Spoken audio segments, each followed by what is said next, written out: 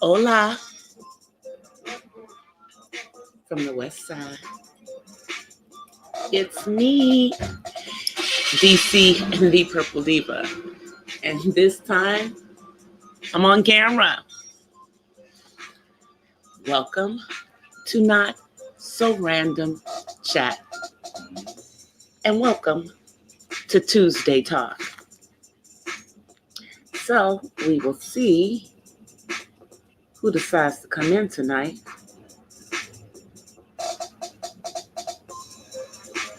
Since I'm on the camera, and I'll stay on camera for a little while. Yes, I will. Son, can you go close that door over there? What? Can hear the neighbors next door.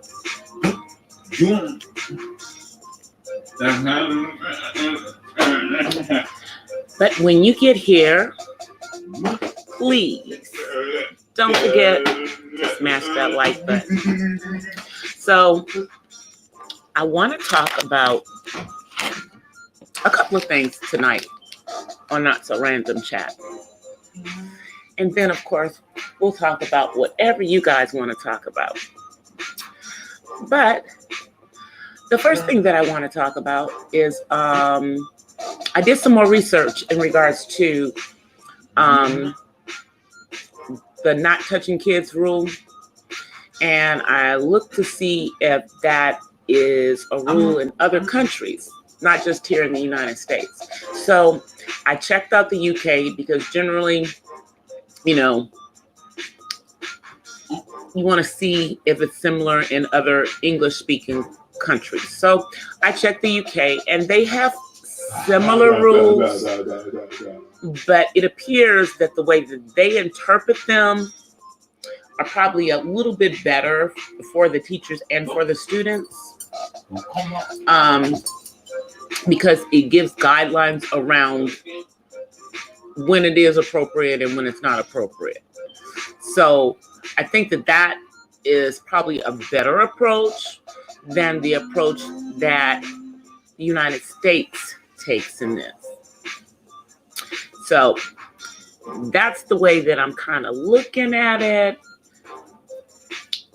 In regards to that, I'm going to check and see if Canada has a similar rule. I haven't checked Canada yet, but I did do some checking on the UK. And it still leads me to say that the rule here in the United States is crazy. Crazy. Because I know it's there to protect the teachers, but by protecting the teachers and the school districts from lawsuits, it now leaves certain portions of the student population vulnerable and not protected. That's my opinion, and I'm going to stick to it in regards to that. Because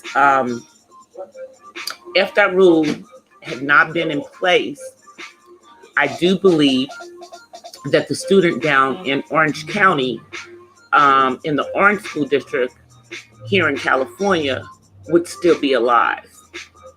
Because when you're dealing with people that are on the autism spectrum, autism is not a physical disability for most of our kids. Physically, they're fine. And, their bodies generally move the same way as any other children in their age range. That now they may have some issues with gross motor skills or with fine motor skills, but when it comes to being able to turn on a vehicle, if they've seen it, they know how to do it. Basically, just like other kids. So from my perspective, that's really something that I think should be re-looked at least in the interpretation of it, especially when you have situations like what happened in the Orange School District here in California, and also what happened in the Antelope Valley School District, also here in California, where a 9-year-old on the autism spectrum wandered off of the school campus because nobody can touch him. Okay, so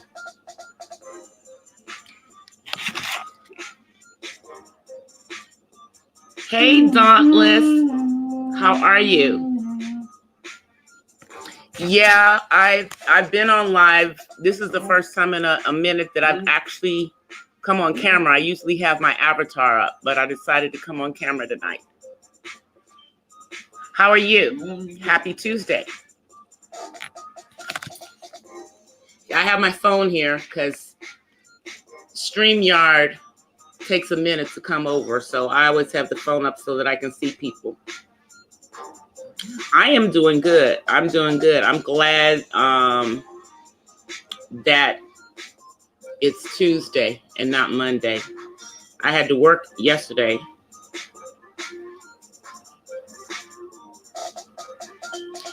And it was rough when mostly everybody else was off, you know?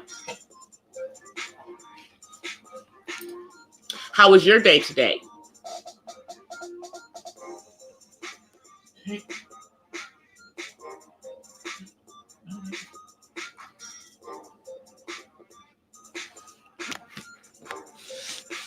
Are you looking forward to getting inundated with the impeachment hearings starting tomorrow?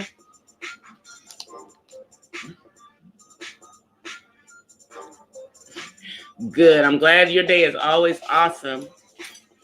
My day was pretty good today, too. I got a lot of work done. DC. That's what people call me. The Purple Diva is because I like purple.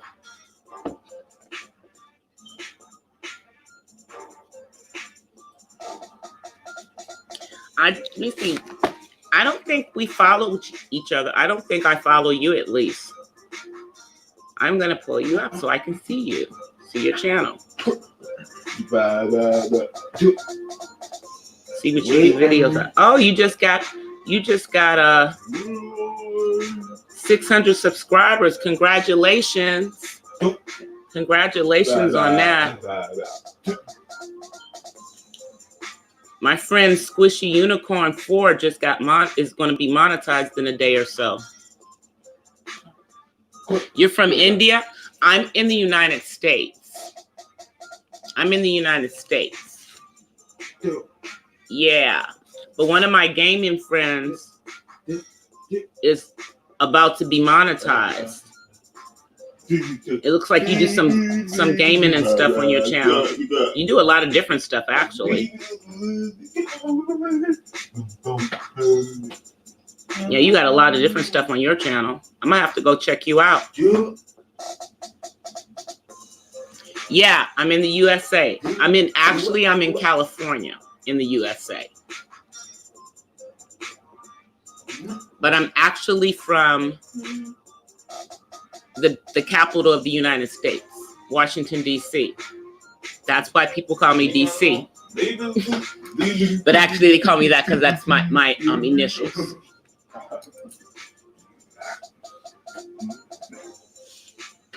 What time is it in India? What time is it right now? It must be like early in the morning.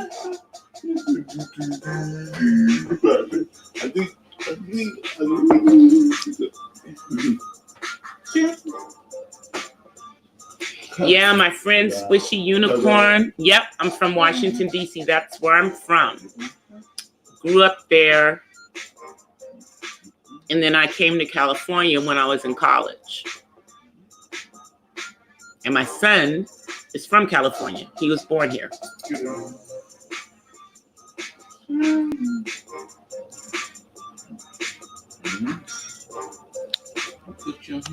Wow, it's 11:27 a.m. It's later there than it is, because I have friends in the UK, and I have friends like on the continent of Africa, like in South Africa. And it's like 5 or 6 in the UK. And it's like around 8-ish, somewhere around 8 or 9. So you're further ahead. Yeah, that will make sense. Yeah, because you're further. Yeah, that would make sense for you to be ahead of both of those countries because of where you guys are located. It's the 13th. Well, at least it's not a Friday the 13th. I used to work for a company that had offices in India. I used to work for GE, General Electric, and we had offices in India.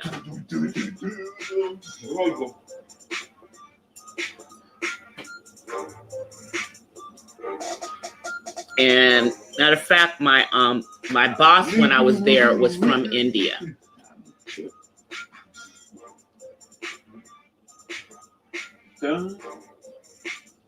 His name was Raj Singh. But what I found out, that's like saying his name was Michael Smith. Because there's a lot of people whose name is Raj Singh. It's a very common name, so I understand. Hey, Joy. How are you? Happy Tuesday or Wednesday if you're on the East Coast.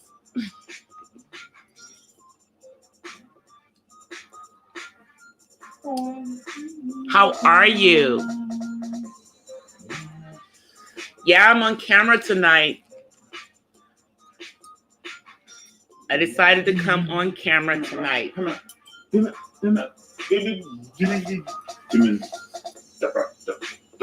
So we'll see how long I can hang with my hair down. No Taco Tuesday. No, I didn't have tacos tonight. Tonight, what did we have? We had chicken. Yeah, I didn't do tacos tonight.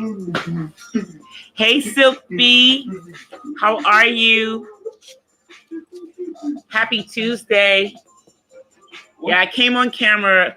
I decided that I would be on camera instead of showing you guys an avatar tonight, so y'all know that I'm really paying attention to the chat when I'm on here. But as you can see, I'm looking down because I have my phone here. So I can see the chat faster because it takes forever for it to come over to StreamYard.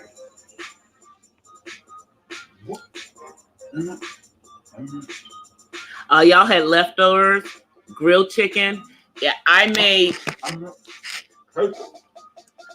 oven fried the chicken. So it was fried chicken, but it was oven fried chicken. Trying to be healthier for my son. And then we had some collard greens, but I mixed into the collard greens some shrimp and then some turkey hot sausage. So, and the collards were leftovers because last night we had the collards with something else. And then we had that with the chicken tonight.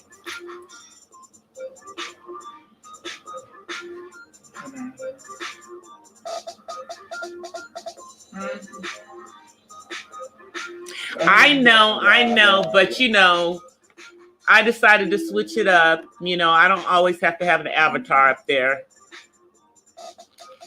I'm actually, you know, sitting here in front of the computer.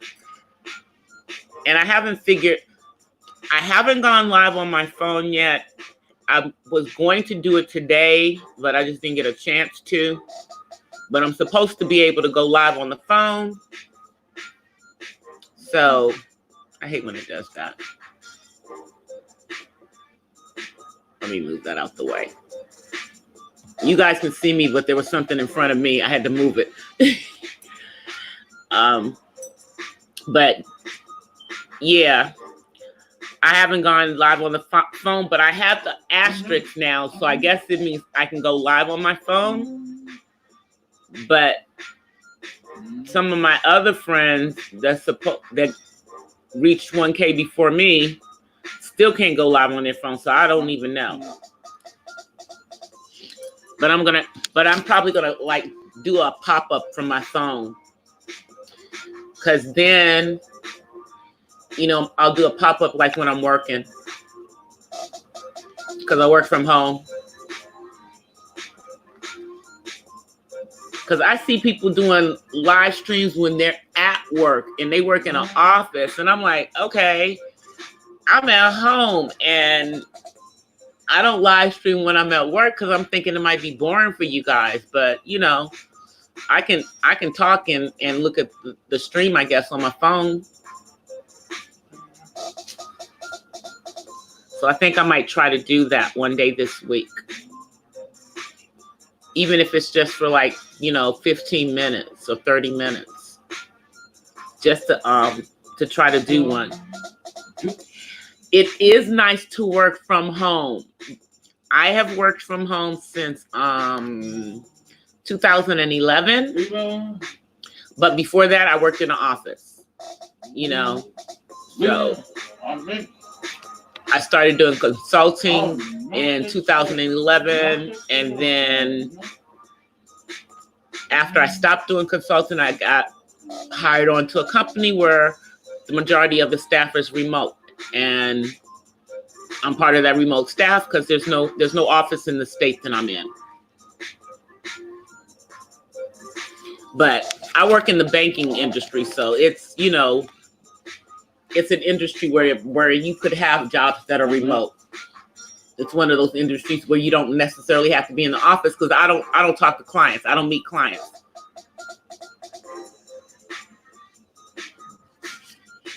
So I like it. I don't have to have a corner office. I had a corner office. You know, I don't need to have a company card and be flying all over the country, you know, that kind of stuff. I'm good. Let me work from home. So I can be in jeans and a t-shirt at all times. And I can have my hair purple because I'm not in the office. So I love being at home. Plus, I work from home so that I'm able to be here for my son. You know, because since I'm his caregiver, I gotta, you know, I have to be available. And if I was working in somebody's office, that would make it a little difficult for me to be available for him. You know, now he's out of school and it's not, you know, I don't have to be available quite so much, you know, when he's at work. So I work, but when he was in school, it was really hard when I was working in the office if he had an episode or something happened in school and I'd have to drive from my job. So, but guys, y'all know that book by Robin Crawford, Whitney's Friend, came out today. Y'all know I got it. Y'all know I have the book. I got it. But I just started it, so I'm not ready to do a review on it. But what I will tell you is that the chapters are long. It was like forever getting through chapter 1. And chapter 1 talks about when they first met, you know, and, you know, about Whitney singing in the church and all of that stuff. They're not grown in that chapter. So it's like kind of when they first met back in New Jersey and stuff. And Robin's a little older than Whitney. She was already, I think, in college when they met, because Whitney was like 17 and she was 19. And so I got the Audible book because she's actually reading the book. So I want to hear her, you know, how she's saying things so that I can kind of guess a feeling of whether what she's saying is really, really true or whether it's, you know, sensationalism that she's doing this to get attention. Because, you know, she's been quiet all this time. Why are you suddenly compelled to talk about this? You know? Just wonder. But, yep, I will be talking about that book as I get through it. Because I'm sure that it's going to be interesting. And I have a feeling that it's going to be different than what people think it's going to be.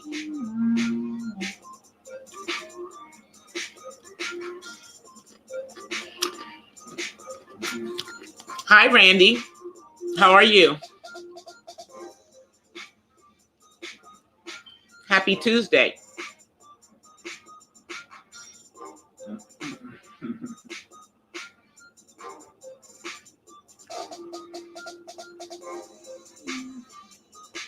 I don't recognize you, Randy.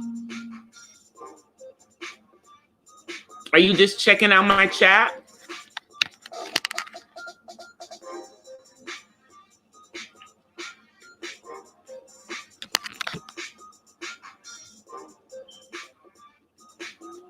Yes, it is early morning. I'm just talking about, right now I'm just talking about this book by Robin Crawford about, I guess, her relationship with Whitney Houston. And I just started reading it. And so far, I don't have an opinion on it other than the chapters are long. So this might take a minute. And I love reading. But I'm reading the book, and I also have it on audio. So I'm reading and I'm looking at I'm listening to the audio.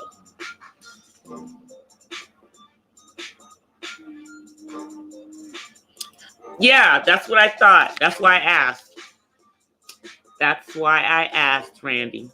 Yeah, I was just talking about, I just think that book will be an interesting read, especially because she's never said anything, but it was always rumored that something went on with them.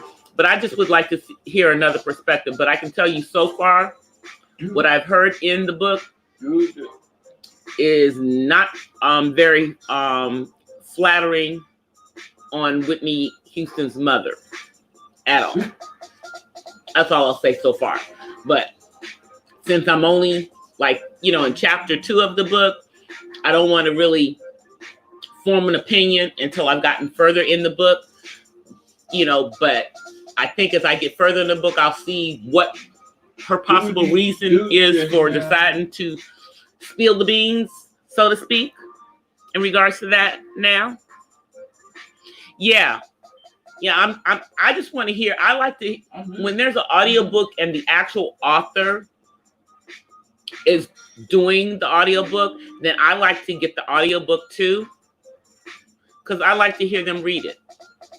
Like the book, like the book by the former First Lady, I have the hard copy of that book and I have her audiobook because I like hearing her read the book in her own words.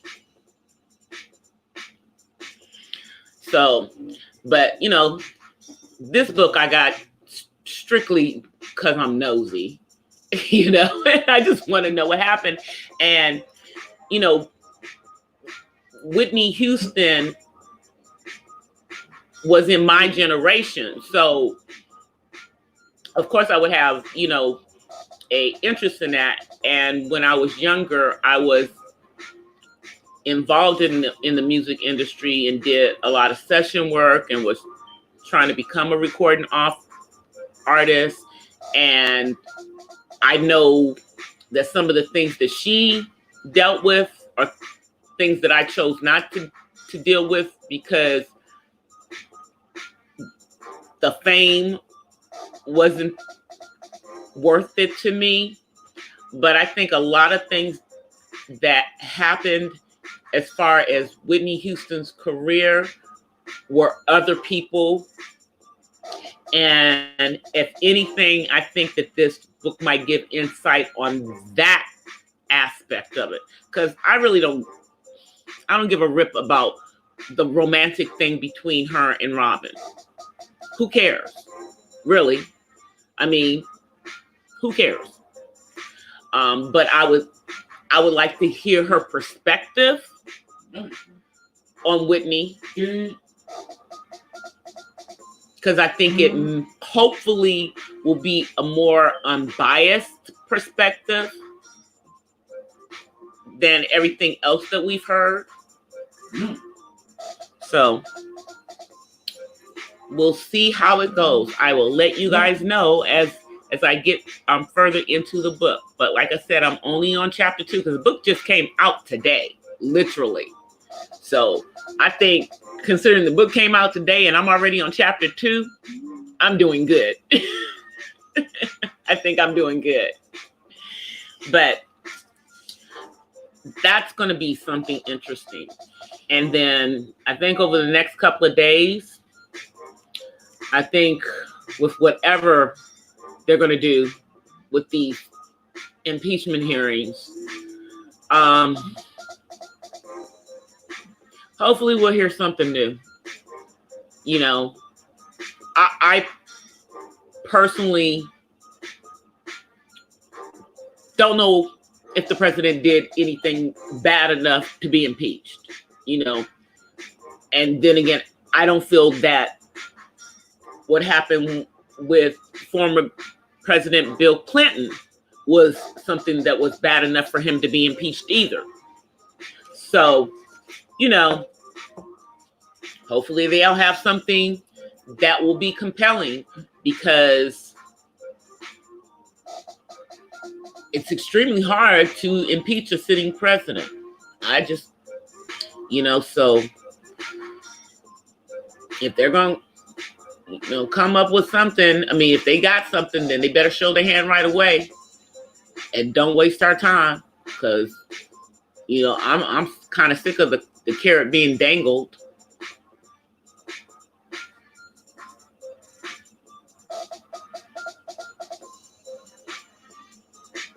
Hey, Matt. Hey, Larson. Oh, the book that I'm talking about, Larson, is that book that Robin Crawford wrote called A Song for You, about her friendship with Whitney Houston. And I'm on chapter 2 of the book. It just came out today. So as I go through the book, I will let you guys know what's in it. And I got the, you know, the physical book, and I also got it on Audible because I want to hear her actually reading the book herself. Mm-hmm. Yeah, I think it might be an interesting book. Hey, Terry. See, I'm on camera tonight, Terry.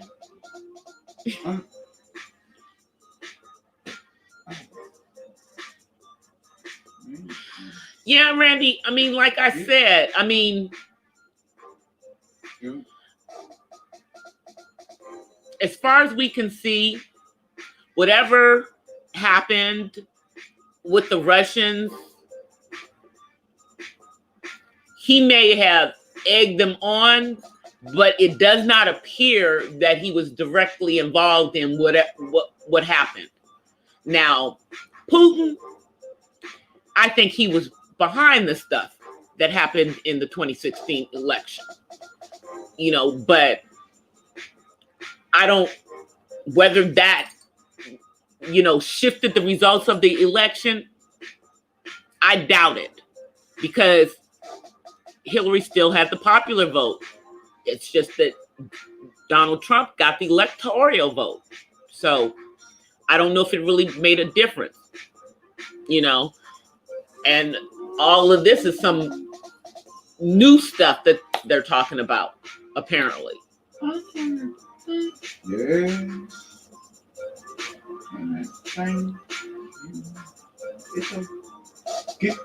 That's true. That's what I'm saying, Larson. We don't know anything. It's like, so, you know, okay, we'll see what happens. We'll see what happens tomorrow. But I in my head, I'm like, they're probably not going to say anything to the public, you know, that's going to sway us one way or the other. I just, you know, I don't know. I just personally think it's that they're going through the motions because they feel like they have to.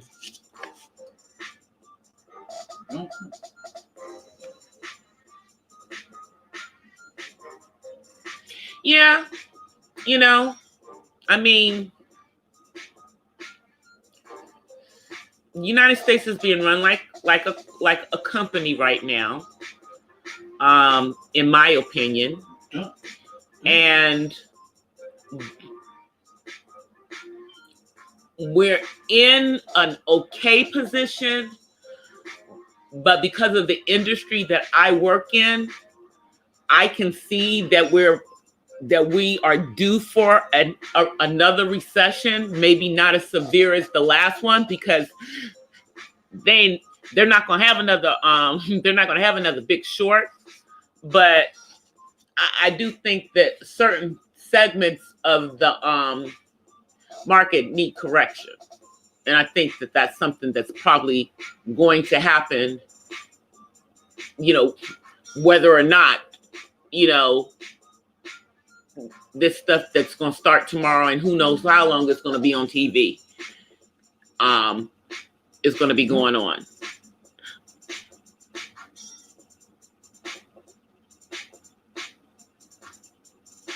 Well, we haven't seen his tax returns. That's the thing. Nobody's seen his tax returns. I mean, to me, I'm sure that he probably writes everything off. And the man gets audited just about every single year. So I don't even understand what the big deal is with him not wanting to disclose his tax returns if there's nothing to hide. We know he's a businessman. Everybody knows he writes stuff off, you know. And yeah, I do know that there were some improprieties as far as with use of his resort down in Florida, you know, because he basically, the federal government paid every time he went down there and stuff, or something like that. It was something going on in regards to that. That's the stuff that just came out. But I don't know. Is that impeachable? That's not really something for impeachment. So what else you got? That's all I'm saying. Because the way that he feels, he could literally commit murder and it still wouldn't do anything. That's the way that he feels.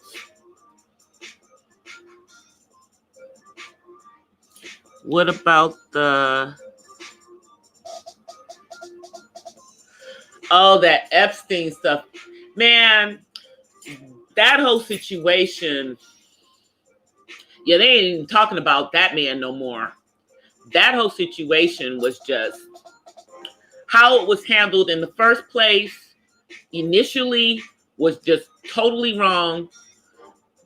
And then that gentleman went on to be part of President Trump's, you know, I guess the administration. And then the guy is in jail and he commits suicide. And I'm just say it like that with the quotation marks around it because no one had checked on him in hours and hours. So they say he committed suicide, but I don't know, did he? But nobody's talking about it anymore. Nobody's talking about it anymore. They haven't said anything about that in weeks. You know.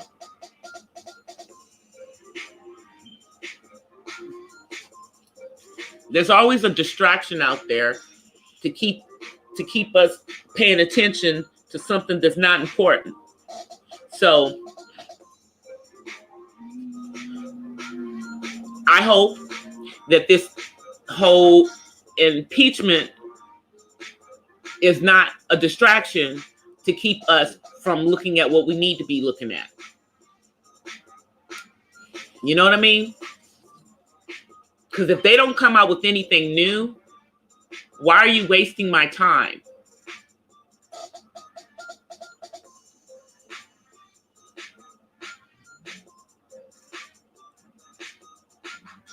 Yeah, that's true.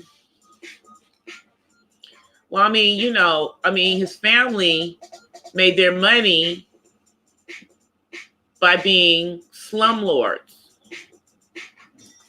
Slumlords.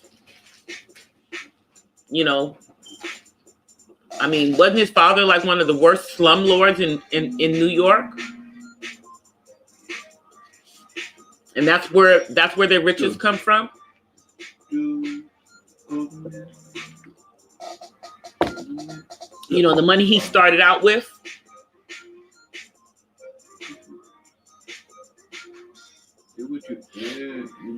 Yeah, Randy. I mean, they claimed that the man was on suicide watch, yet and still evidence shows that no one had checked on that man for hours. That's not a suicide watch. That's not a suicide watch. That's a we don't care what happens to him watch.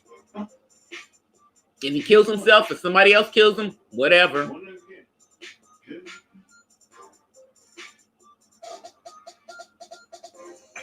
I am drinking a French vanilla cappuccino.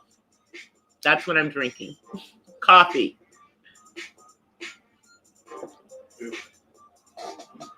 That's what I'm always drinking. Even when I'm off camera, I'm usually sitting here with coffee. Yeah, I mean, he's like his father in some ways.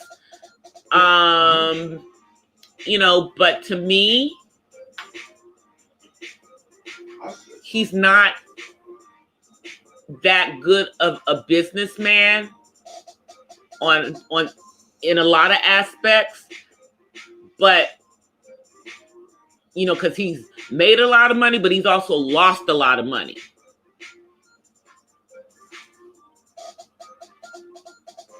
Hey, Damo.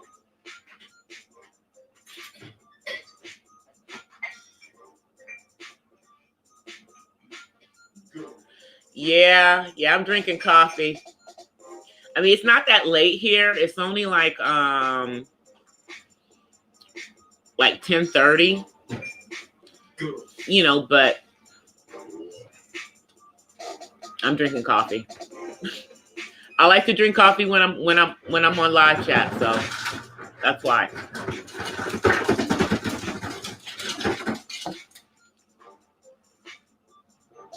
I'm doing good, Damo. I'm doing good. It's just Tuesday night. Chilling with you guys. We're talking about these impeachment hearings that are going to start on tomorrow.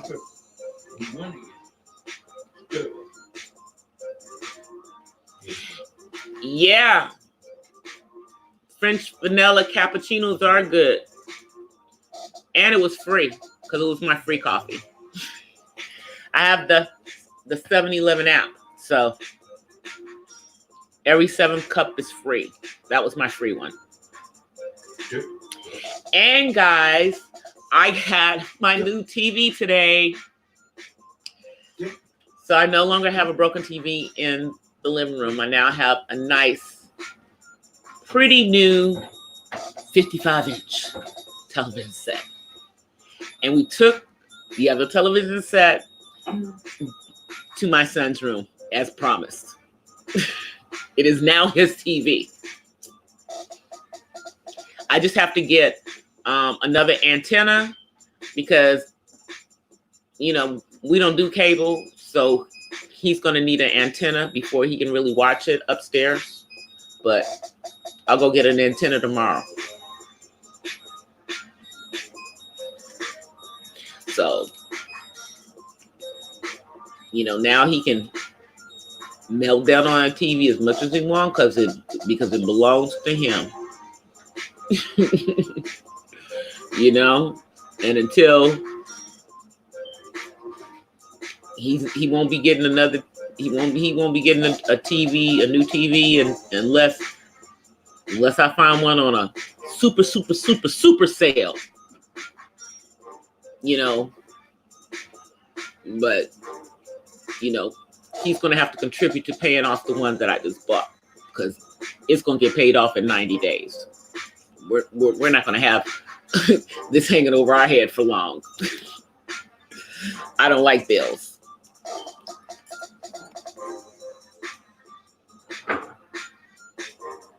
Okay, all right, yeah. Made you think about that, Terry, too, huh?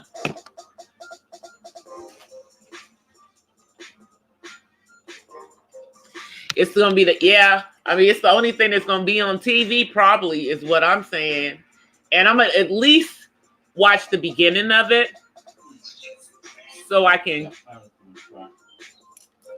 get an idea, you know, but from there we'll see. You know, but from there we'll see what happens. And if it is, I'm coming down low so I can read it, because, you know, the print is like microscopic. Oh, yeah. My son had a meltdown and he broke it, Terry. He's talking to his father right now, guys. So that's why I'm not talking as loud now. When he hangs up the phone, I'll talk a little louder, but I think you guys can still hear me.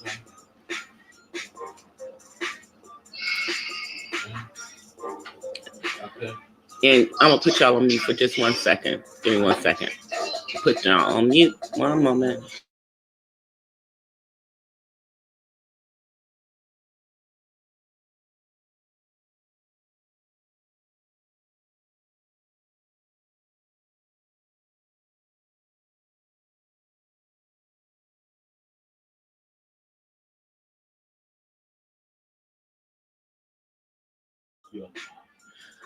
Okay, guys, I'm back. I am back. Okay. I'm so back. I'm just waiting for him to hang up the phone. I know. Y'all notice how low my voice has gotten now? I'm smiling right now because he has him on a FaceTime call. So it means he can see me in the background.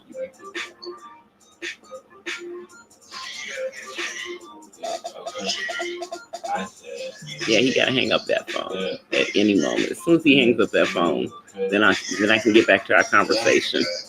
I know you guys think I'm crazy at this point.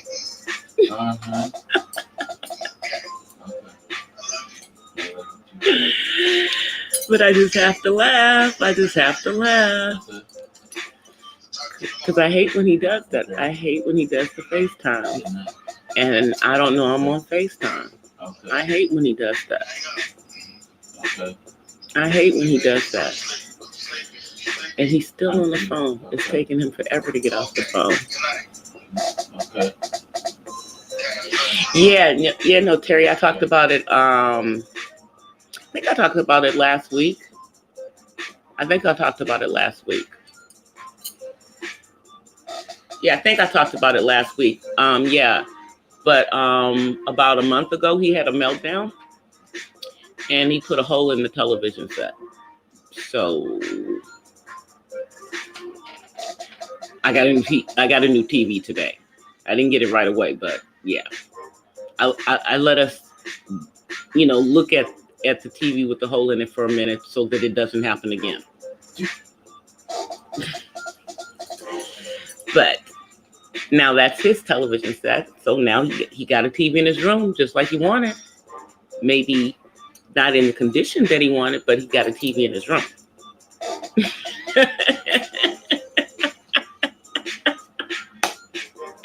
I'm sorry, I have to laugh at that one. Laugh at myself. Yeah. But yeah, that's because I was on FaceTime. My son FaceTimes everybody. He does.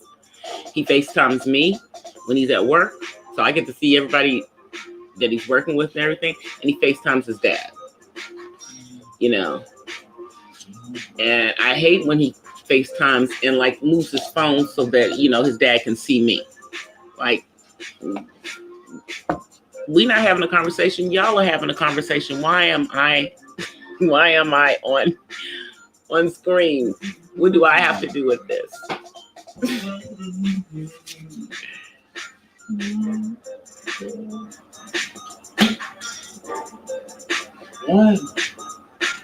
Oh, today? I didn't even get a thingy. I didn't even get a man, YouTube does not always give you the thing. And I have the bell on for hers because I'm a mod on her channel too. And I thought she was going to come on today. And I kept on saying, she said she's coming on today, but I never got the notification. Hey, Blind Needle.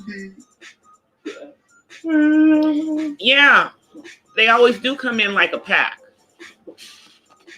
Well, you know, the other night they came in because they thought I was talking against Trump when I was only voicing an opinion about the impending impeachment meetings. You know, and I think I would have that opinion no matter what. Don't nobody want to see all that on TV. That's just me. But, you know, in this day and age, we'll see what happens. Oh, she's another friend of ours. It's another channel. She's she does like different things on. She has different panels and stuff. She has some interesting panels.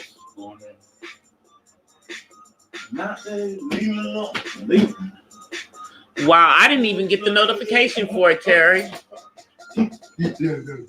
I hate that. You know, because she always gets trolled. And I mean, and they make like 10 and 20 accounts for stupid stuff. Trolls don't have nothing else to do.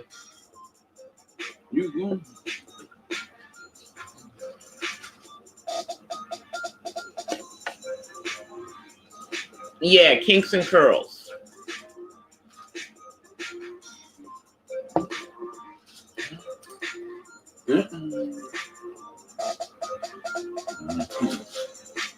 Okay. See, that's what I'm saying. Yeah, I don't know why YouTube does that. Because, like, even, man, I'm telling you, I rarely get anybody's notifications. I have to actually, like, have an idea you're going to come on. For the most part, it's just silly to me. I don't understand. What's the point of you know, doing the bell if you're still not going to get the notifications? Because that's what people tell me. They don't get the notifications for my videos. They don't get them when I premiere the videos. That's why I premiere everything when I upload the videos, and that's why I don't tend to do pop-up live streams. You know, I post it out there at least 30 minutes ahead of time so that hopefully people will get a notification and that they'll see it. You know, but that's why I try to come on it around the same time. I was a little late tonight, but then I posted out on my community tab that I was going to come on a little late. Dang it. I'm going to have to go back and look at the replay of it then.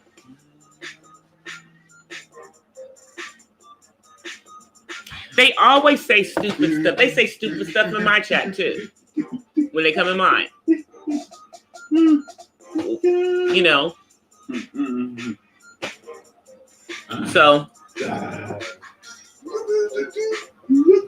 and then I know, like, there was something that I was hearing in another chat earlier today that actually brought something to mind. And so when my son was going through the process of getting his benefits and everything, I tried to get the benefits for him, you know, when he was under 18, because he technically needed them. But, you know, I'm hearing about people who are trying to get diagnoses for their kids, for their boys. Let me just say for their boys, and have them labeled before they're even of the age that they should be for a proper diagnosis. And then they're having these kids on the meds. And I think I told you guys about the fact that one of the issues with special education is that a lot of times they will put kids in there who have behavioral issues versus actually having a legitimate diagnosis of something. And I think that stems from mothers, young mothers, I'm going to say, who have maybe more difficult babies, you know, and they're more active, more, you know, and they're not able to deal with the behaviors. So then they're looking to see if there's something wrong with their kid. And then they get them a label of ADHD so that they can, you know, get medications and stuff. And then, you know, I've already said that I feel that the meds that are being used, even for children who are properly diagnosed with something on the autism spectrum, is that the medicines are overused, and that a lot of these children are over-medicated, and then it leads to self-medication as adults. So, but you have a generation of young mothers who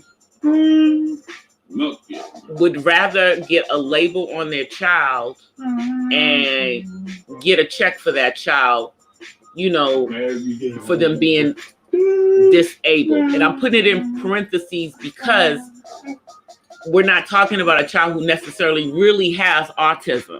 You know what I mean? We have a child who may have some behavior issues that could be dealt with through some type of behavior therapy, you know, and maybe through diet versus putting them on some Ritalin. And I know that that's the answer that people of other ethnicities would like to hand to us to deal with our children, our boys specifically. But I want people to really think about what that's saying, because when they actually put that label on their child, it's like with my son being diagnosed with autism. That's basically putting a label on him, which, as I told you guys before, once people are labeled with autism, it makes it hard for them to necessarily get employed as adults. So you have people that may not have autism, but, you know, 20 years from now, because their mom pushed and had this on them so that they could collect the check, you know, all the way until they were 18, that will have issues with getting them employment. And we already have the issues if you are a person of color or a young man of color. And then this also makes it harder for them to get a higher education as well. I mean, I'm just thinking about the impact of over medicating our kids, because that was other people's answer. So now it's becoming our answer. in handling behaviors instead of parenting our children. Okay, Terry. Because, I mean, I'm not even sure. I didn't even realize that this was a thing now. But apparently it's a thing, you know, to get that check for your child being disabled, you know, versus, you know, a welfare check. And it appears to be extremely prevalent in the state that I'm in, which I guess is the reason why I had to jump through so many hoops to get anything for my son who legitimately needs the services. Because you have so many people who, in my opinion, are gaming the system for their own financial gain and putting a label on their child that perhaps is inaccurate and is going to put a stigma on their child later on in life, because now they're labeled as having a developmental disability or slow, and they may not be, but because the parent couldn't deal with certain things with them when, you know, they're trying to find a reason for it other than you just need to learn how to handle your child. This is just crazy to me, because, you know, nowadays they have parenting classes. Now, this is something that they didn't have years ago. I mean, they may have had them, but I mean, now they have literally parenting classes, not only for, you know, people who get their children pulled into protective services, because then they have mandatory parenting classes for them. But I mean, they have parenting classes out there, you know, to help people, because apparently, I guess it's much more difficult to raise children than it was before, and it's easier just to medicate them. And you guys already know my stance on meds. You already know my stance on meds.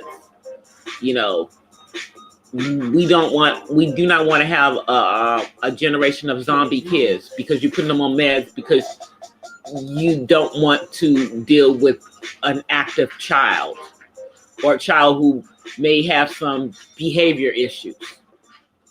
So then you're going to label them as special ed, and then you're going to put them on some meds so that they can sit in the classroom. Instead of making them learn how to just sit in the classroom, you're going to put them on meds that God only knows what those meds are doing to them.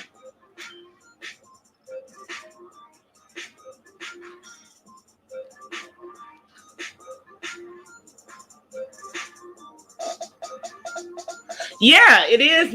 It is more than public assistance. It's, you know, it's like $700 or $800, I guess. It's a little more in California because they give them a little extra money. The state of California gives them a little extra, so they get a little extra here.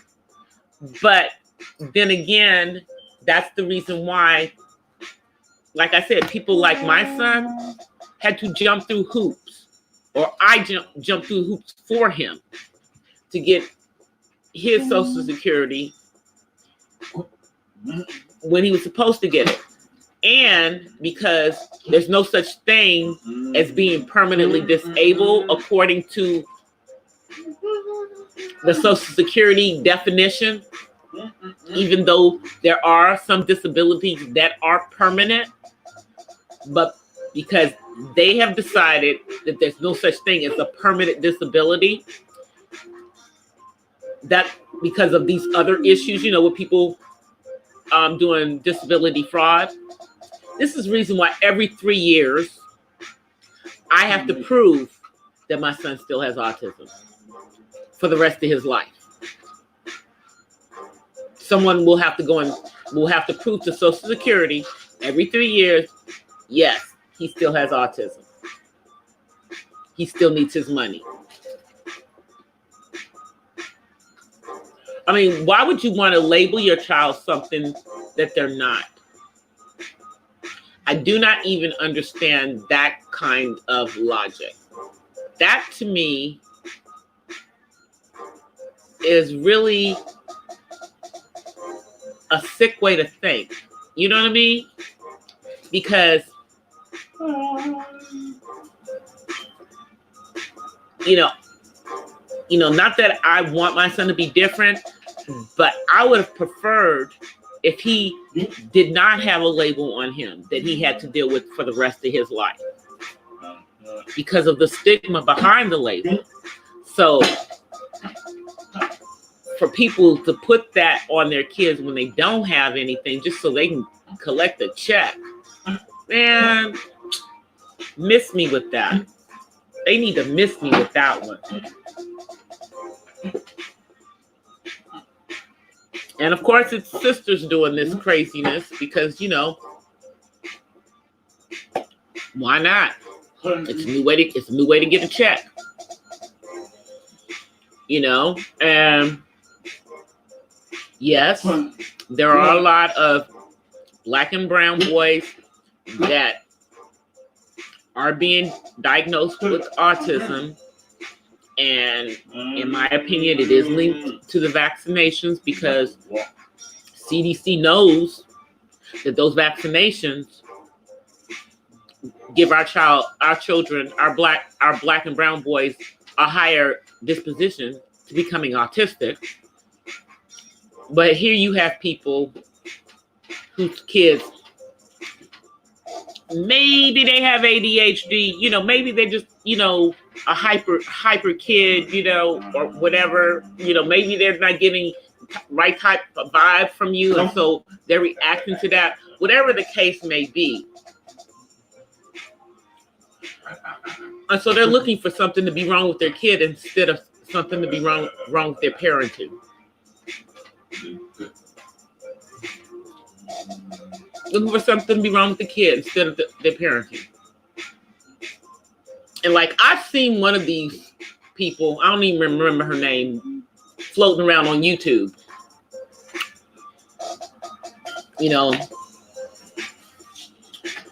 And, saying they think something wrong with their kid, they, whatever. And so they're trying to, get a diagnosis before a diagnosis can be done because diagnoses for autism don't happen until at least about 4 or 5. And they don't even really look at the process until after age 2.5. Anything before that is considered early intervention. And that does not require putting them on Ritalin. I promise you it does not. It doesn't require any type of meds, because what you're trying to do at that point is avoid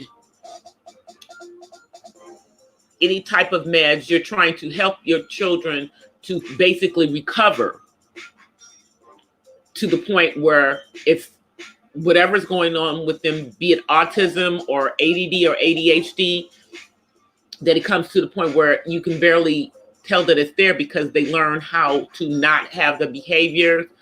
And you as a parent learn what to do when these things happen. That's why I said that ABA therapy is not just for people on the autism spectrum. That's why I said that before. But I mean, this is just, my mind is just blown by the fact that you have these people out there doing it. And, I saw people, trying to get services for their kids when my son was younger, who maybe weren't necessarily autistic, but may have had a slight learning disability because they wanted to get that early intervention. And so that's a different thing, because that's not talking about meds. But this is people who are talking about kids that are under 18 months and trying to put them on medication.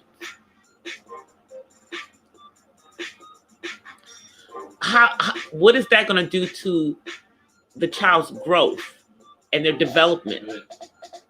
Because you now introduce meds into their system. If you guys have seen my video on meds, I go over the side effects of things like Ritalin and Abilify.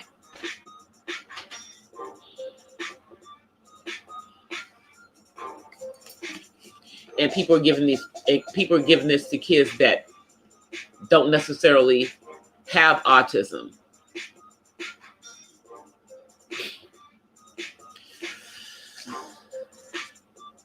I'm just gonna be calm right now, but it really pisses me off because it's irresponsible parenting. That's why I say some people shouldn't have kids.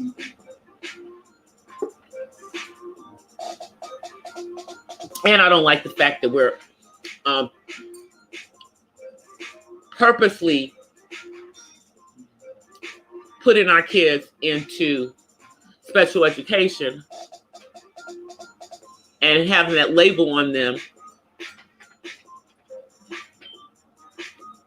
for the rest of their school career. Because you have to fight to get the special education label off of you once it's put on you. You have to fight to get it off your kid once it's on them. Real talk. Real talk. Hey, Matt, what you saying? Do you think? I think that it's people of other ethnicities that are looking for a way to not necessarily deal with these behaviors in the education system. So once you've already done all this stuff to your kid before they get to school, like you're giving them unnecessary medicines and everything, a lot of times that can make them have behaviors they wouldn't have even had, because you're messing with their development by doping them up because somebody told you to do something stupid like this. You're listening to these providers who think they know better. And it's educators too. But honestly, the only way that someone can legitimately be diagnosed with something like autism or a developmental delay, it has to be through a psychologist. And then when you're talking about medications that are really meant for someone who has maybe psychotic episodes or something, and you're prescribing this to children to help with their behaviors, so to speak. And really what it is that what I'm thinking is that these people know about these medicines and know about, we already had a generation of kids that were doped up. The majority of them were not Black though, because I've already told you the picture of the kid who has ADHD or autism is a little white boy. That's the ones who they think have it. And so you had all these kids, whose moms would just, these little Walians being put on Ritalin and Adderall, and then they start self-medicating themselves, when they're adults, because, they like that feeling. Or they don't like the way that makes them feel, so that then they again still turn to drugs to see if that'll make it feel better. So then they may be doing illegal drugs, but it's just for me, we already have so many stigmas culturally and socioeconomically on people who are not Caucasian, that why would you want to put another label on a black child, a black male child, if it's not real for them?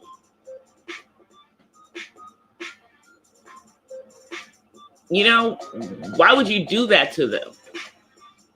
Because I'm dealing with, like, I have a son who truly is autistic, but if he's dealing with law enforcement or anything, they can't see autism.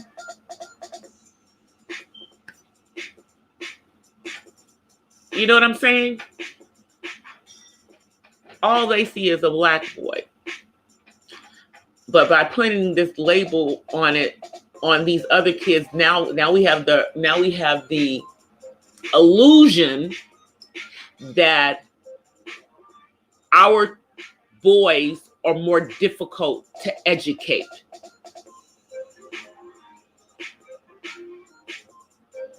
The only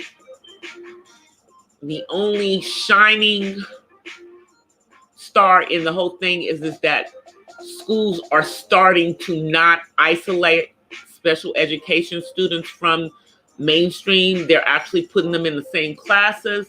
So the isolation part is not as great as it was probably when my son was coming up. Because 20 years ago, if you're in special ed, y'all are on the other side of the campus. Way over there, we're over here, basically. That's the way it was. And it's only really recently that they stopped doing that. It's only recently that they stopped doing that. So now, still, you have this student who's in the mainstream classroom, and they have been labeled as special ed because of their behavior issues.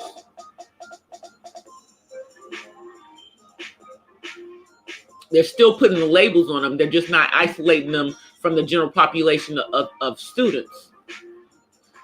And once you allow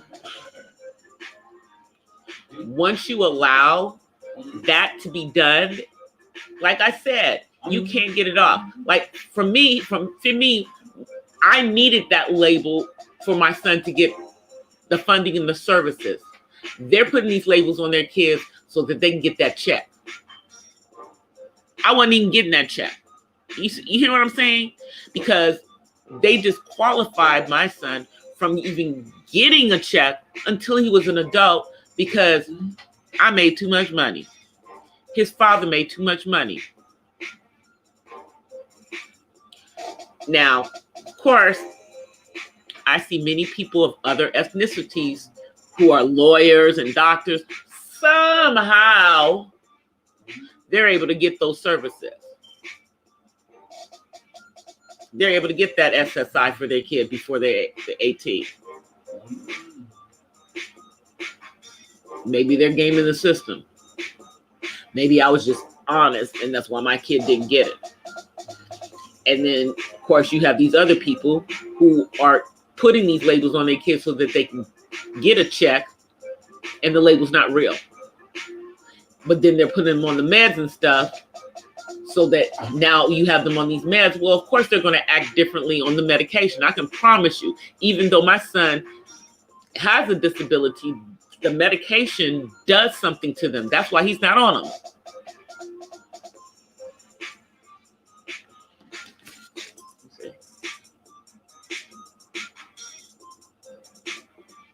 That's what I'm saying. The issue is that these parents are being willing participants in this for a check,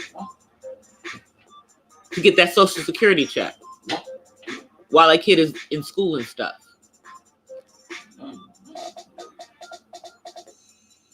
You know, that's the part. No, Yep. And the problem is because all of these students getting in there, because, you know, that's extra money. They get extra money for them being put in under special ed. That's a whole nother pool of money. Yeah. So, you know, there's things behind it. No, they don't. I know, Matt. I grew up in DC, but because the DC public schools were so horrible, I went to private school. As did most, well, in the private school in DC that for black people was Catholic school. And most blacks that could rub two nickels together sent their kids to Catholic school so that they could get a good education. You know, so I went to a college prep high school that was actually preparing me for college. You know, had, you know, guidance counselors, you know, that were active in making sure that, you know, you had the credits and everything. That doesn't happen a lot of times in a lot of the public schools. If the kids are not proactive and make sure that they have what they need to get in college, they're just screwed, because a lot of those guidance counselors just don't do their job.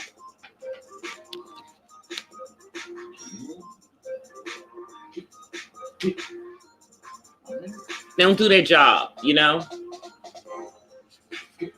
But like I said, I went to a college prep school, you know, and the majority of the girls in my school went to college and were college bound.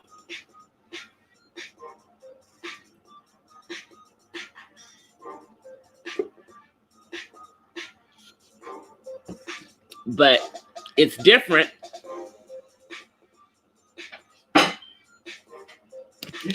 Up there.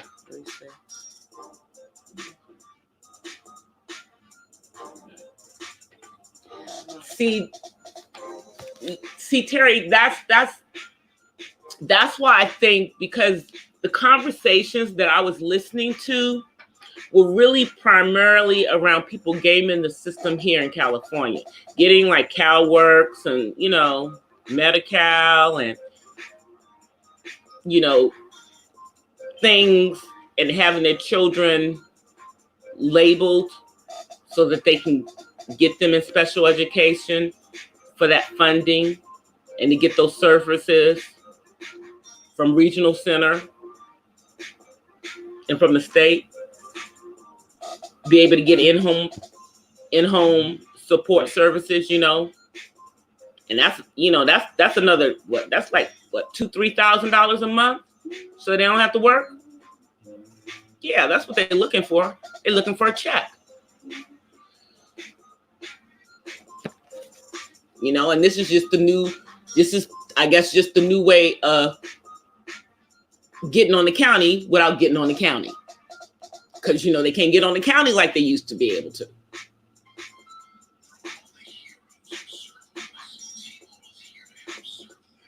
Yeah, because you were at a school that offered college prep courses. And I mean, you've got vocational high schools and all that stuff going on now, but keep in mind that I went to high school. Most of my high school experience was in the late 70s and the very early 80s. So it was a very different time. But I believe that DC public schools still suck. Yeah, they still do, for the most part.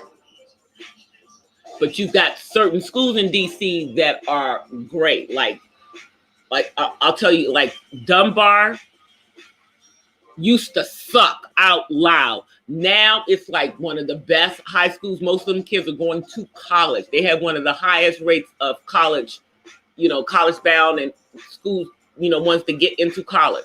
So you've got a couple of schools, you've got a few schools in DC, but overall, they still suck. This is the reason why when the Obamas were in the White House, they sent their kids to Sidwell Friends, which is like the private school. It's one of the parochial schools, but it's not a Catholic school, but it's a Christian school. Because like I said, in the DC area, most of the private schools are Catholic school or Christian schools. They don't have a lot of private schools in that area. There's a couple, because I went to one for kindergarten. And it was more expensive than Catholic school. But now Catholic schools, man, Catholic schools and private schools cost as much for the kids to go to those schools to get a good education as it costs them to go to college. So you're paying for 4 years of college in high school a lot of times if you want your child to get a good high school education. If you don't happen to live somewhere where there's a decent high school that's public.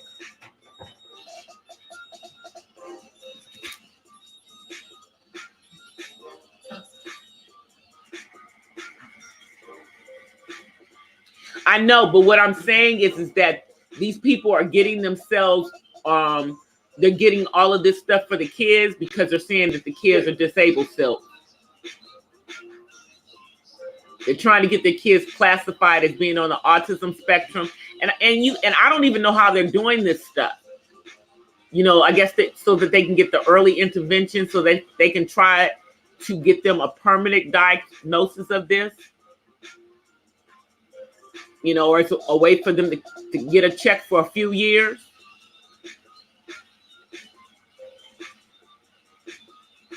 But yeah, I know that there's separate services.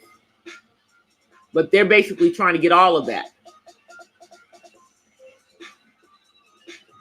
Because generally when they qualify for the SSI, then they can qualify for the CalWORKS and the Medi-Cal and stuff. So, but it's just some funky stuff that some people are doing to game the system. And again, they are the reason why people who legitimately need to get those services have so many issues getting the services. I don't know why anybody would want to have their child labeled. You know, I don't know why. You know, I mean, but then again, you have people who are in denial, whose children probably should be labeled, you know, should be diagnosed as being autistic, and they're not getting the services because they're basically in denial about what's going on with the child. But then you have kids that aren't necessarily on the spectrum. They just have behavioral issues for whatever reason, and then they're put into special ed, and then they give them some type of diagnosis, you know, with the school psychologist, and get them on an IEP. And then these kids end up on an IEP for the rest of their academic career. Because generally, if you're on an IEP, you're on an IEP all the way through school, up till and including college, if you go to college. My son didn't, so he was on one still until he was 22, being, you know, educated. But it's a real thing, and it just has me shaking my head because, you know, that means we got people out there messing our kids up, messing our boys up.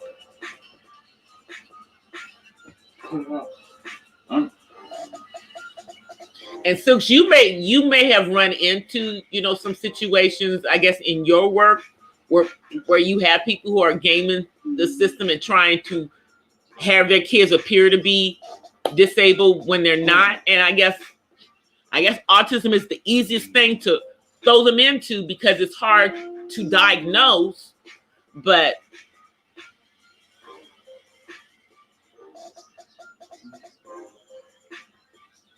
you know, it just has me shaking my head.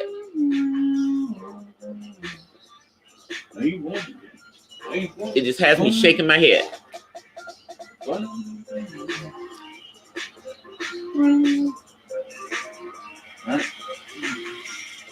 Our IEP is an individual education plan. It means that each person who has an IEP has their own education plan, and they do it every year until they're 22.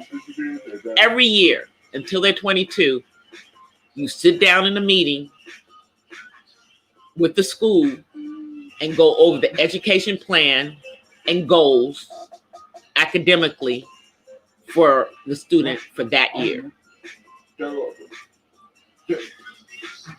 It's a federal law that you have to do that if they are diagnosed with something like autism. But autism isn't the only thing that gets you on an IEP.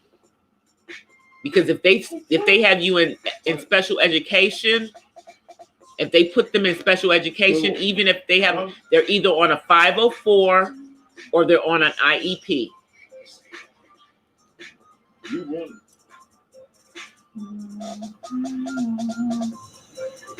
It is to me too, Silks. I'm like, when I heard this in the live earlier, I almost fell out of my chair. Literally. You know, and they were talking about one of these YouTubers doing that stuff. And if it's the one I'm thinking about, I don't know what's on her crazy mind, because her kid is not even 18 months old. The kid is barely maybe 12 months. And I don't even know if they're that old. So why? It's sick to me. But apparently that's happening here in the state of California, because as soon as they said CalWorks, I knew that's California. That's California where this crap is going on. You know, they said what the chick's name was, but I don't remember it. And it doesn't even matter, because I'm sure somebody did already reported that the chick to CPS and stuff.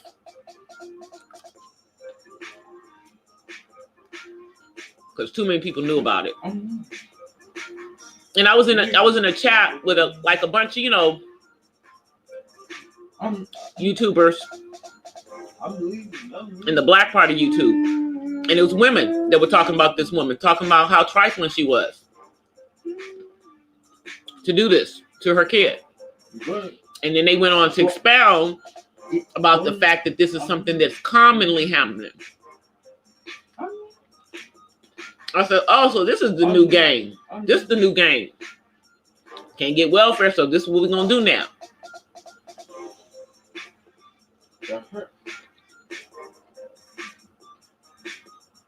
You know?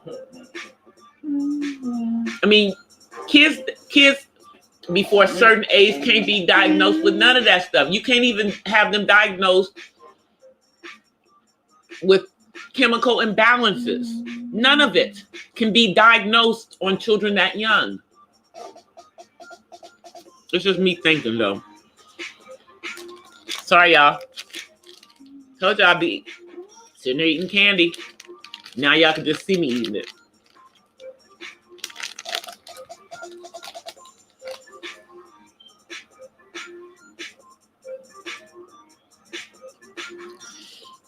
That's what I'm saying, Terry. You know,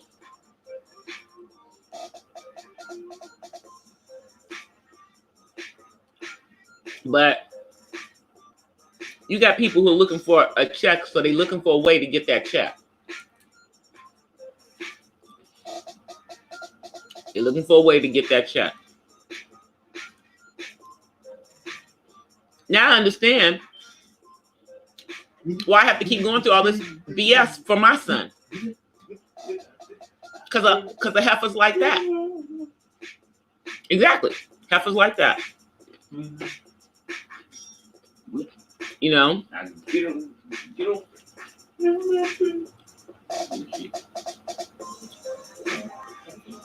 They give single black mothers a bad name. They really do. And I was married. So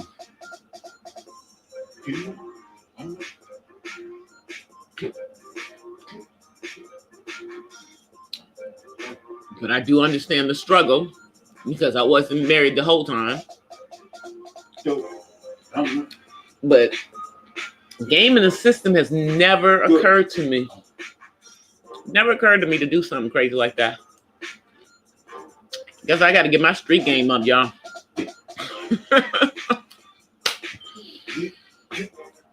I guess I got to get my street game up. Throw some candy through this screen. I know it's good. But I don't have the hazelnut ones this time. I just have regular milk chocolate M&Ms.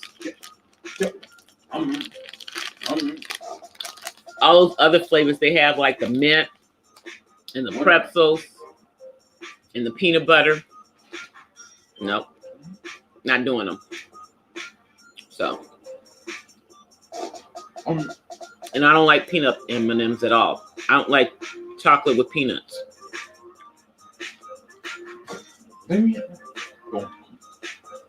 Yep, I know. I love M&Ms. I do. It's helping me to have a sugar high. It's just giving me a sugar high. Yeah, but that one kind of took me out. And I was just listening to that conversation maybe an hour before my live.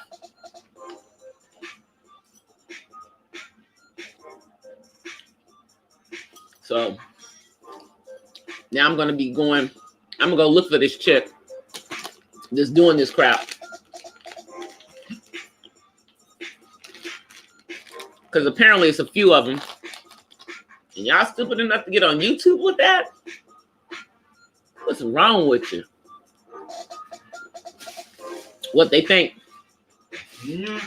People in Social Security or in state government don't come on YouTube or something? They're tripping. All somebody got to do is drop dime and tell what they're doing. And apparently, that's what some of the people in the chat were talking about they were going to do. And they were going to make videos also calling the person out. So everybody thought it was everybody thought it was trash. It's a trash move because they're destroying a child for self-gain.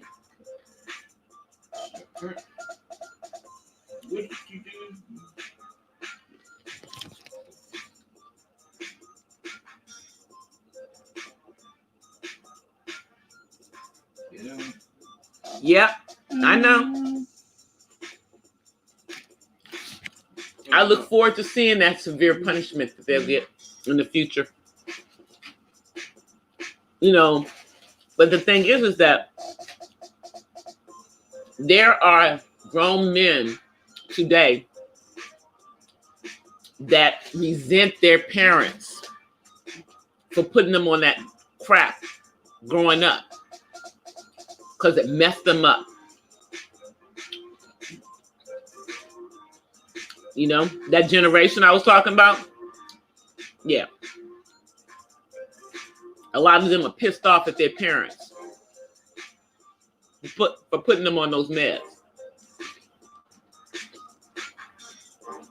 when they couldn't talk for themselves. So,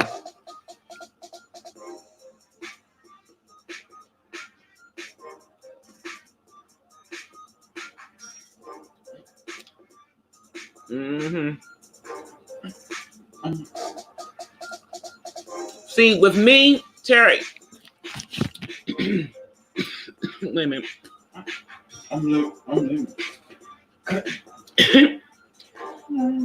Candy went down the wrong way. For me, I always had to make sure those people knew I was educated. The entire time that we were going through meetings and everything. Now his dad went to college, but he only went for like a year. But I would make sure they knew. Like, I went to college. And I also had the book that had all the rights and had all the rules that they had to follow for my son. And I would bring it in a big binder with me to every meeting. And then when I was fighting with them to get services for my son, I brought 2 Black women in there who had PhDs in speech pathology. So my son had speech therapy at school from a non-public organization until he was in high school. Yeah. They wasn't trying to mess with me on that stuff. You know, they just weren't. You know, plus, I knew everybody I needed to know at the regional center, up to and including the head of the regional center. You know, when he was coming up, and I was president of one of the boards of directors of one of the organizations through the regional center. So I knew how to play the game with those people because, you know, I had a kid who legitimately needed services, and I did what I had to do to make sure that whatever my son needed, he got it. But, you know, my issues were more holding their feet to the fire about doing what they were supposed to do for my son because he legitimately was on the spectrum, you know? No. But then you have these people, they just want to have, they just want to, I don't know what it is that they're trying to do other than collect a check. It's a game. It's a game, and the victim in the game is their child. You know, the victim in the game is their child. Pure and simple.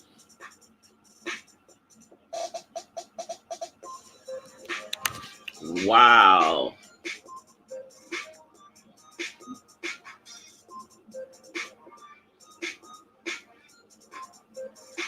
Well, I guess this is the new one that they're doing, Silks, because, you know, it's not, you know, they can't get the welfare, you know, forever like they used to be able to. But see, this gives them some way of trying to get money for like at least 18 years.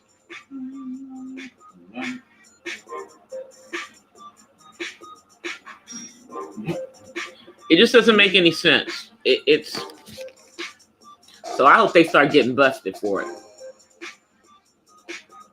Oh yeah, I let them know. I went to USC. I let them know. I do. And I would tell, and I made sure they knew that my father was a medical doctor. I ain't play with them people. I did not play with those people at all. You know, I was the squeaky wheel the entire time my son was in there. I'm sure they were happy to see me leave. Because I was a pain in their behinds. From age 3 to 22. Literally. I was a pain in the behind. And whoever the special education coordinator was, they always knew who I was. They always knew who I was.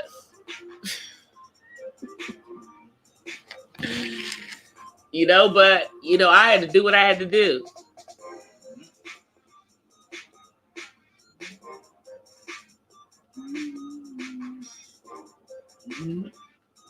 That's what I'm saying.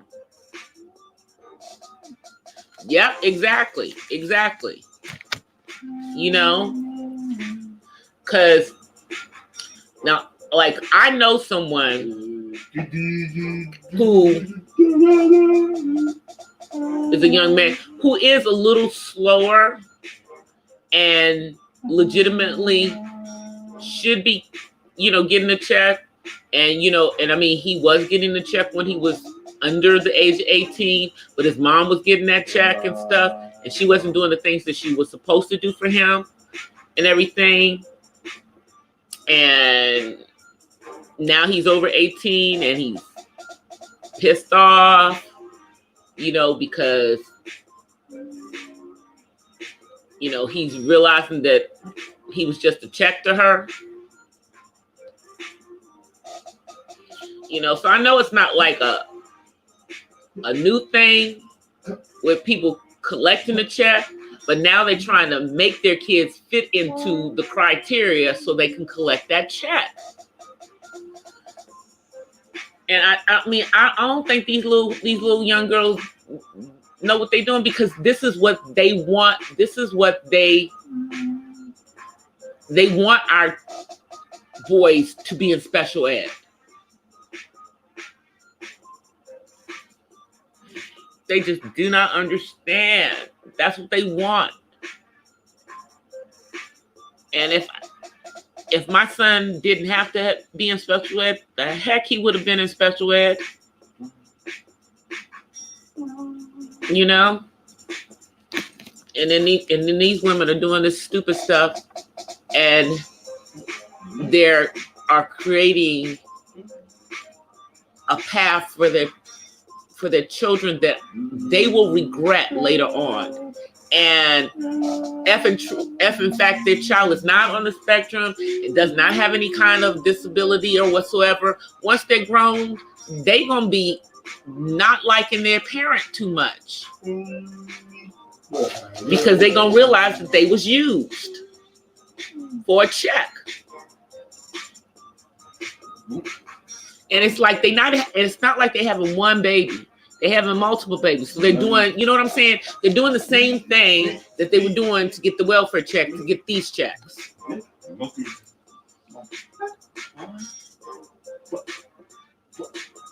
Yes, I am a Trojan. I am.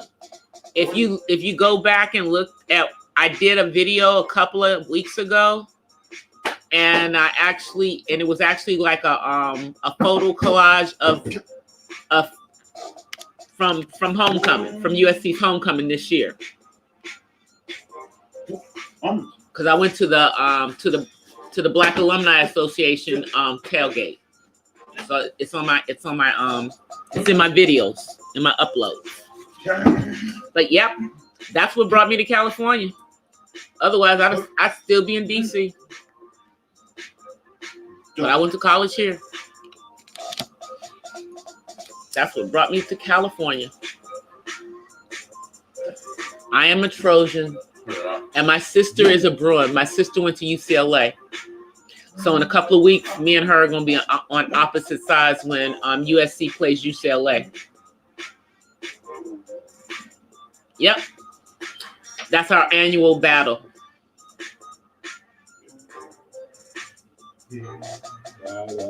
Yeah. Yep. My cousin played on the football team when he was at a SC a few years after me. He was in the late 80s. He wasn't like a starter or anything, but he played football so he could get his degree to be a teacher. Now he's a teacher at, I think, at John Muir High School in Pasadena. Yeah. And then I have quite a few friends that play football. Some that went pro, like Rodney. And then other ones that people thought were going to go pro, but they didn't, like Ryan Knight. And then I knew Marcus Allen, but I didn't like him very much. He was arrogant to me. Yeah, I didn't like him. Didn't like him. Didn't like him. And he didn't like sisters anyway. So I wasn't what he was looking for anyway. He's following behind his friend OJ. Following behind his friend OJ. Because see, back when I was in college, Mr. Simpson used to be on campus on a regular basis with his friend Marcus. And they'd be hanging out at the little college bar.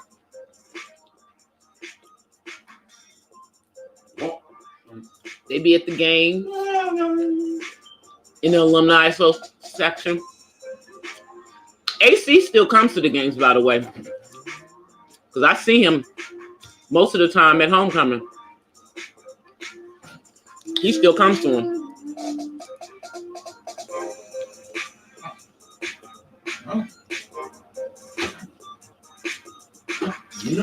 Yeah, you're right about that, Terry. Terry, do you remember in the 90s when the Brothers Johnson were trying, along with some other Black entertainers, to bring an HBCU to California? They wanted to build a Black university in LA, and then it didn't happen. I don't know what happened, but it didn't happen.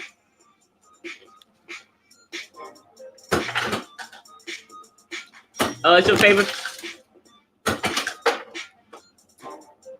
My sister went to UCLA because when my sister was getting ready to go to college, she wanted to be a doctor. And my sister was under 18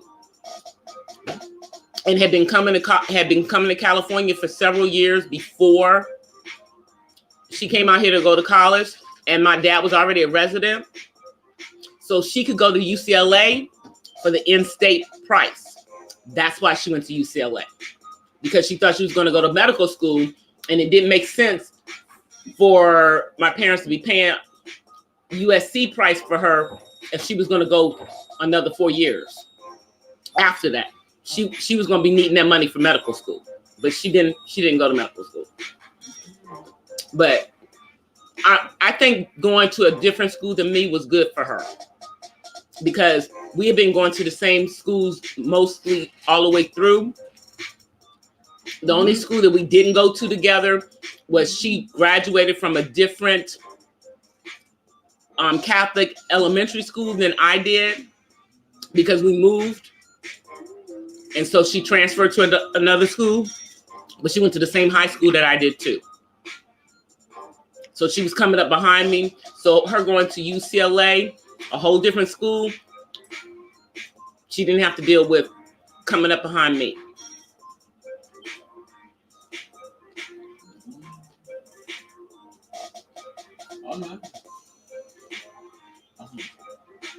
No, I haven't had to change my homepage yet.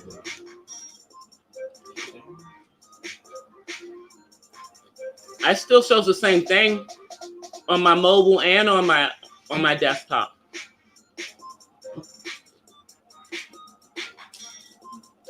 But yeah, that's the reason, Terry, that she went to UCLA.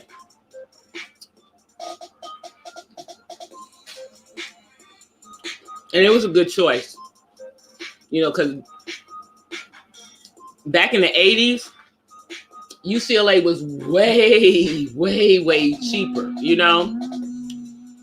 And I mean, SC also was much cheaper, because I mean, when I was in school, by the time I got out of school, it had gotten to about $10,000 a year.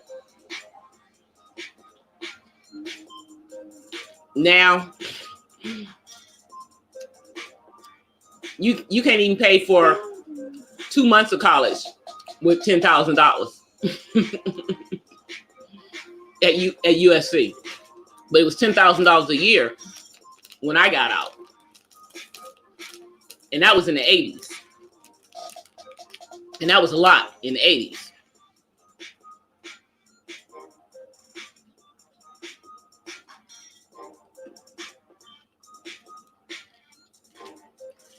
What did you have to change on your homepage? Because mine is still the same, Matt.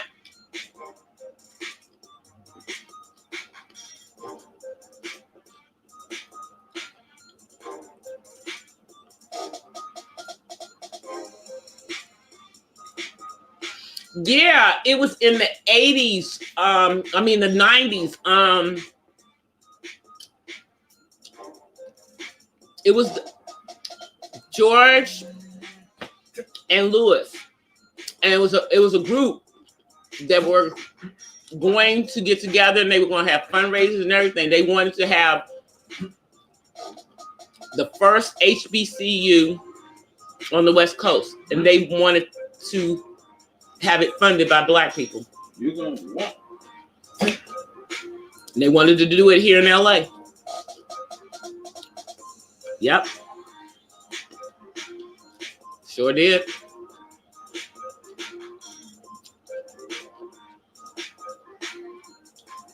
I just remember it because I was here. And they even talked about it, was being talked about like on Stevie Wonder's radio station, KJLH back then. I'm gonna have to Google it. I'm gonna find the information about it, and then I'll bring it to one of my lives, because I remember when they said that, because I thought it was really an interesting concept.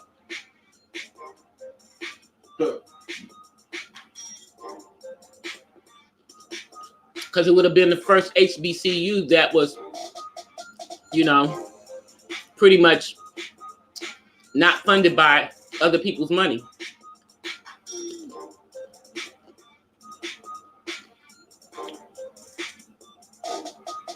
Yeah, they are very, very different. USC is in the hoodie hood. It's surrounded by the hoodie hood. But it looks very different from when I was in school there. But it looks the same at the same time. But there's just a lot more buildings on campus now than were there when I was there. You know, like when I was in school there, we got some additional buildings because 84 Olympics. And so we got they got a new pool, you know, they redid the tennis courts, and some other things got done on the campus. But since the 80s, since I got out of school there's buildings that have popped up in places that weren't buildings before. Like they were parking lots, now it's not a parking lot, now there's a building there. So, but it's still within that one block, you know, it hasn't pretty much ventured out of that. They just crowded up the campus with more buildings on the campus of SC. It'll be interesting when the next Olympics come, because the last time the Olympics were here and they had some of the stuff on USC's campus and on UCLA's campus was wide open and you could walk up on the campus during the Olympics and you could walk into the Olympic Village, but you couldn't go on SC's campus unless you had a ticket to an event or you were an athlete. It was locked up because it was in South Central and it was the 80s. I guess. And, you know, UCLA is in Westwood. So from that perspective, the culture is very, very different on the two campuses. You know, but them folks that go to SC, a lot of them are bougie.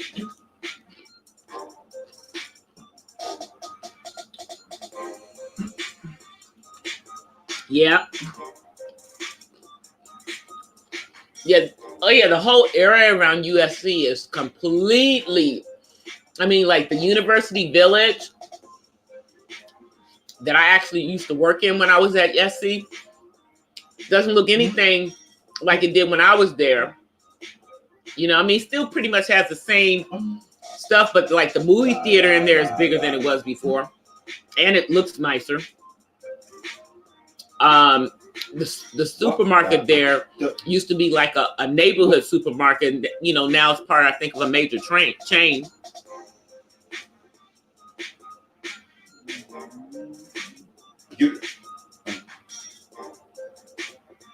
They pretty much, when the '84 Olympics happened, there literally was a fence all around USC. You know, going from on Jefferson Boulevard all the way up Figueroa, all the way down Exposition, down Vermont. They had a fence around the entire campus. You know, that they, you know, a temporary fence.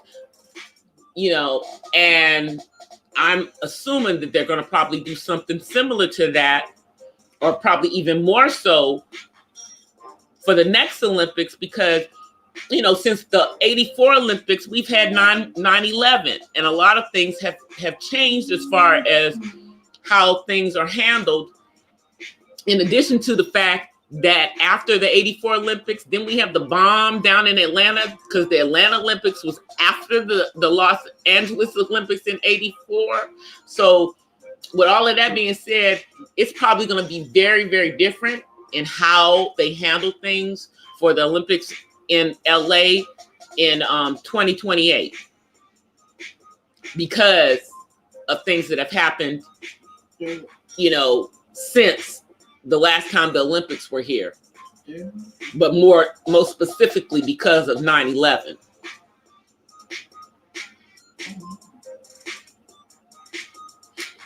Yeah, that would be nice. That would be nice for a school to be named after. I mean, for a college to be named after him. He's got plenty of high schools named after him, though. But it would be nice for a college to be named after W.E.B. Du Bois.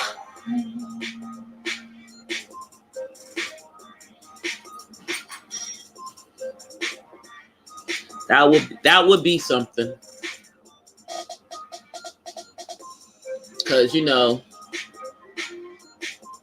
Mary McLeod Bethune, she got, you know, Bethune-Cookman.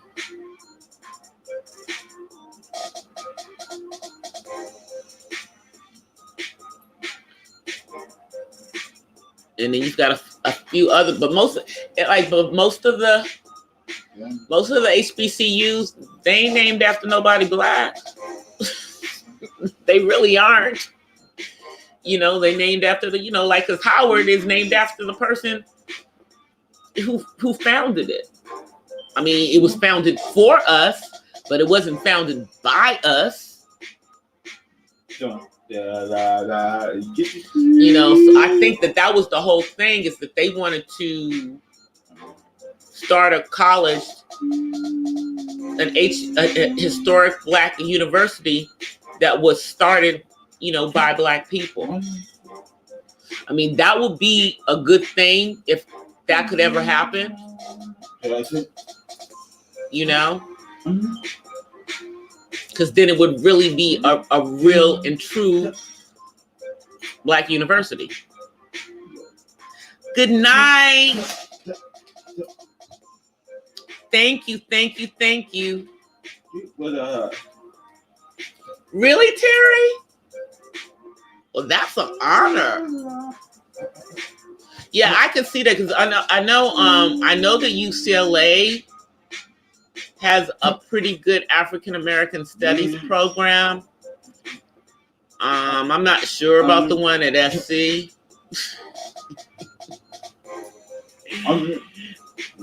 But I know that UCLA has a pretty good one.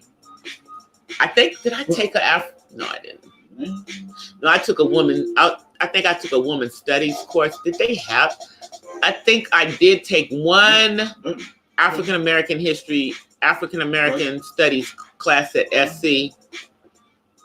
Yeah. But keep in mind that I went to USC after I had spent my freshman year in an HBCU. So it was definitely a very different experience for me. I had a culture shock when I went to SC with the Black people at USC. They were just, they were just different than what I was used to. Then I finally met some real people. But when I first got there, everybody was fake and phony. They was only about, what kind of money if your parents had money and stuff, and clearly they had a little bit, or they couldn't afford to send me to this school. And they were like impressed because my dad was a doctor. I'm like, I don't have his money. It ain't my money. Hey, Squishy. Are you still waiting, or have they, or has it happened yet? Are you in review?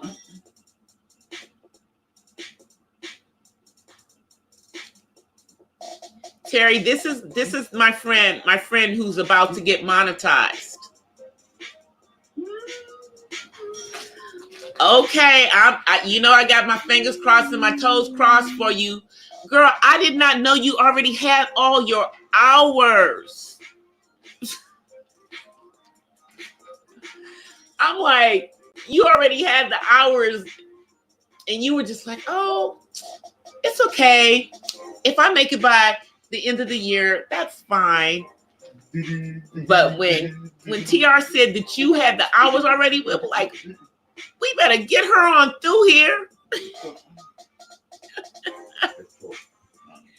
I was so happy for you. I was, because I've only seen a couple of people, get to the point of getting monetized.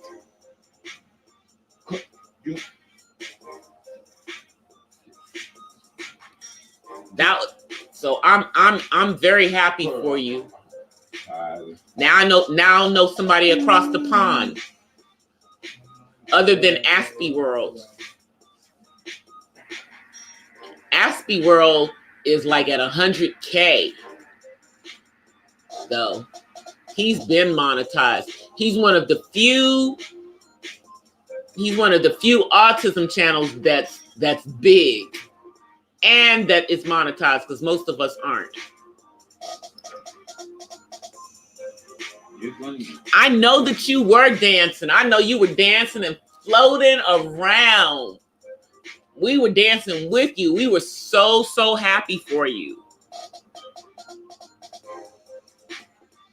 We were so, so happy for you. Like when I got my 1K, it was in TR's show too. And mine was in the middle of the friggin' night. And it was like I got my 1K at like 5 o'clock in the morning on the East Coast. And it was like about 2 o'clock in the morning here where I am in California. But it was in the middle of the night. And it was with TR. TR Nari, he rocks, man. I know.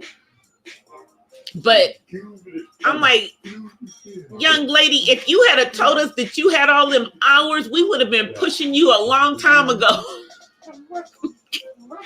We would have been pushing you a long time ago. But that's so good. I mean, you should have it by the end of I would say sometime this week, because most of your stuff is just the gaming and everything. So that should be easy peasy.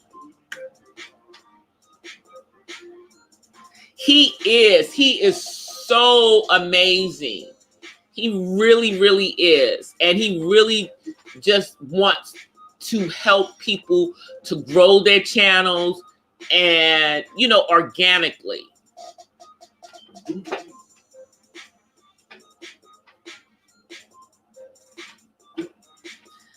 Wow, Terry. That is so cool.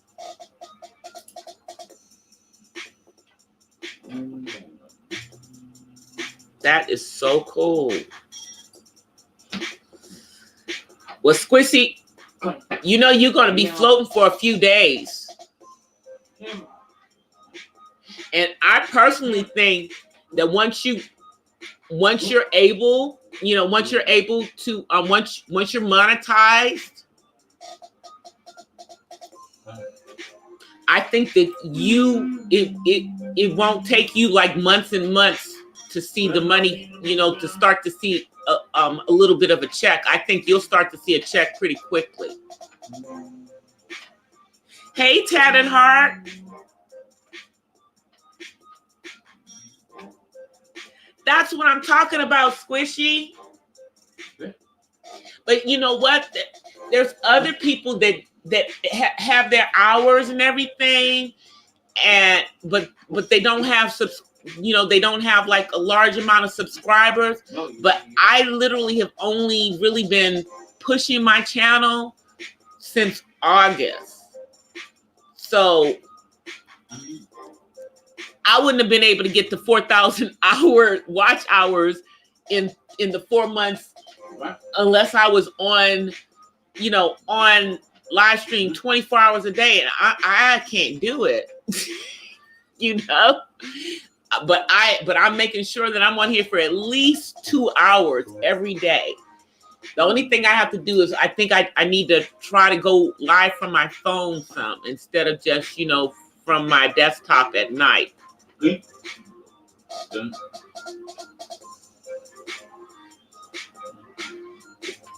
Really, Terry? Well, they may have changed their minds after, this recent instance where these rich kids bought their way into USC. So, because I can promise you that it's hard to get into USC if you're Black. But I can tell you that the amount of African American students that are getting in and going to USC and to UCLA is starting to increase again, because it had fallen at both of those schools, but it's starting to increase.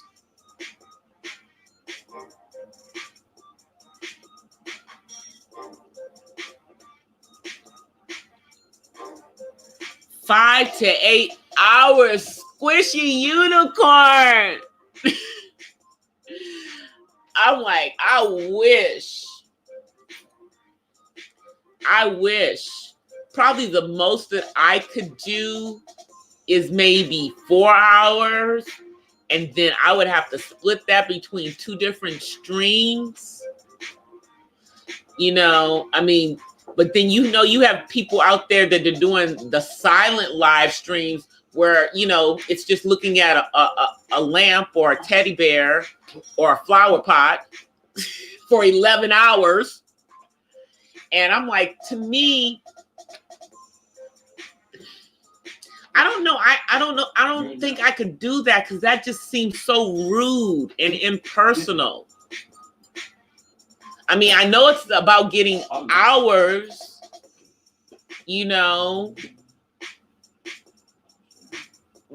but I kind of am hoping that my content can get the hours rather than people coming into a silent stream. But I'm not knocking the ones who are doing it, because they're getting their hours fast, and it appears to be working for them.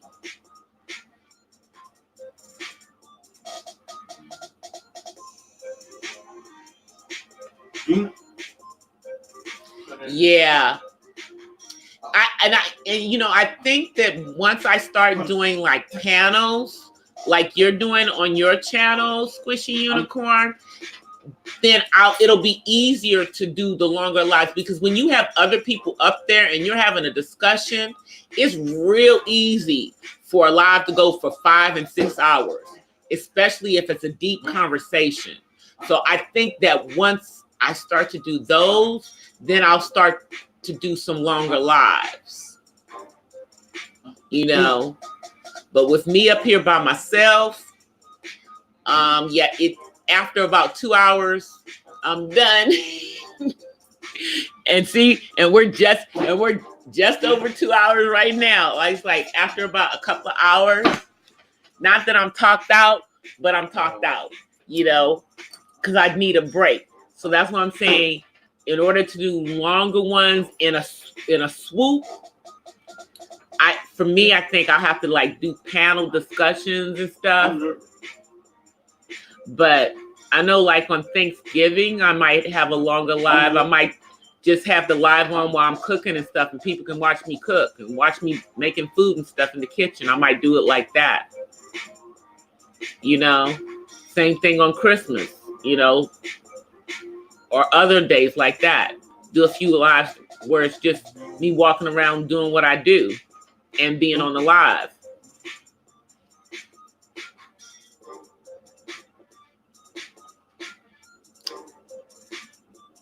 I do. I have a playlist that's my vlog uploads. And that's all what 27 of the videos that I've done. And then I have a playlist that's all of my live streams. So if you want to run one of my playlists, Squishy Unicorn, I would be very honored. But those are the ones of my videos. I did actually put them into playlists.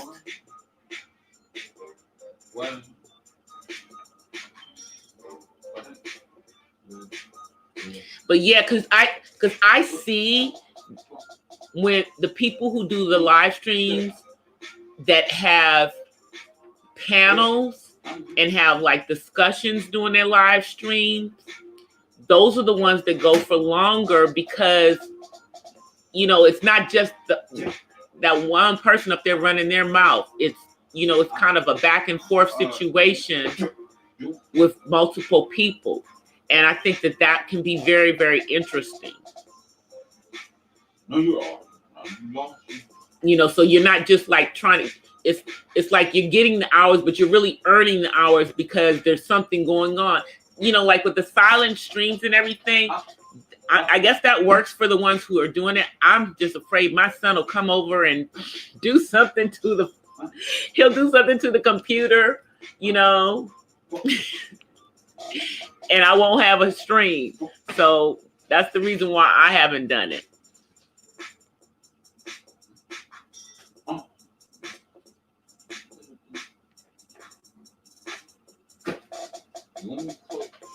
Yeah. But I know it's early in the morning for you, Miss Squishy Unicorn. And it is exactly midnight for me. So I am going to get ready to get off of here for tonight. But I will see all of y'all around these YouTube streets tomorrow. And I am hoping that by sometime tomorrow or the next day, Miss Squishy Unicorn, that I'll be going into a live where you are monetized.